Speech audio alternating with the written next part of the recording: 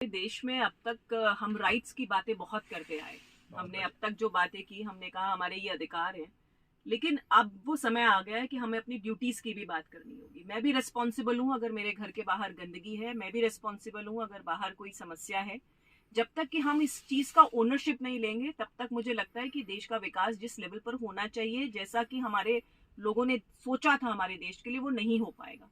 और इसीलिए मैं लोगों से भी ये रिक्वेस्ट करती हूँ बार बार, जैसे एक छोटा सा उदाहरण दूं, तो जब कचरे वाली गाड़ी जाती है तो उसमें ना डालकर किसी खाली प्लॉट पे कचरा डालना, ये ड्यूटीज में आपका राइट है कि आपको सही तरीके से व्यवस्थाएं मिलनी चाहिए। लेकिन जब व्यवस्थाएं मिल गई हैं तो उनको सही तरीके से उनका इस्तेमाल करना वो आपकी ड्यूटी बनती है। तो इन ड्यूटीज को भी हमें एड्रेस करने की जरूरत है।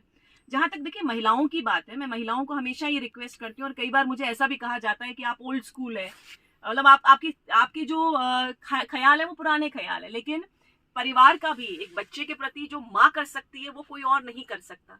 इसीलिए बच्चे के प्रति जो आपकी जिम्मेदारी है, फैमिली के प्रति जो आपकी जिम्मेदारी है, वो आप जो भी प्रोफेशन कर रहे हैं उसके साथ साथ निभानी जरूरी है।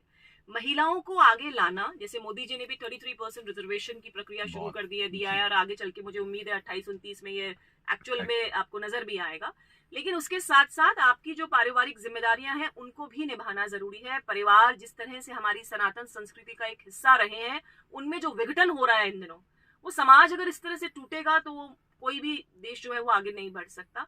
तो मैं महिलाओं से भी रिक्वेस्ट करूंगी कि प्रोफेशनली आपको इंडिपेंडेंट होना है, अपनी जिम्मेदारियों को, अपने साथ के लोगों को, अपने इन लॉज को, जैसे मुझे बहुत सपोर्ट मिला, बहुत सपोर्ट अच्छा रहा, तभी मैं पॉलिटिकल फील्ड में काम कर पाई।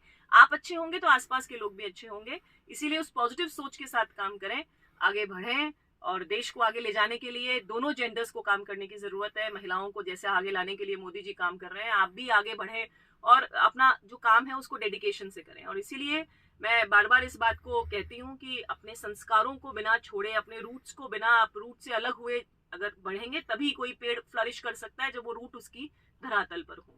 और राजनीतिक क्षेत्र में पुरुषों से भी मेरी रिक्वेस्ट रहेगी, अगर आपके घर में कोई महिला है और वो अगर अच्छा काम करना चाहती है तो उसे प्रोत्साहित करें।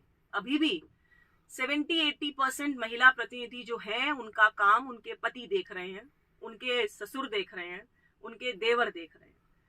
ये काम आप देखिए, उनको संभालिए, वो बिल्कुल जिम्मेदारी है आपकी, लेकिन उस महिला को भी आगे आने दीजिए, उसको इस सीट पे बैठ करके अपने डिसीजंस लेने दीजिए। हो सकता है गलतियां हो, उसको सुधार के लिए आप पीछे खड़े रहें, लेकिन अगर हम कहें कि महिलाओं को आगे लाने वाला जो एक ध्येय है वो तभी सफल होगा जब आप कोऑपरेट करेंगे। आपने उनको अलाउ ही नहीं किया, आप पीछे बिठा रखा है, भाषण देना है तो भी पति दे रहे हैं, कोई मीटिंग है उसमें भी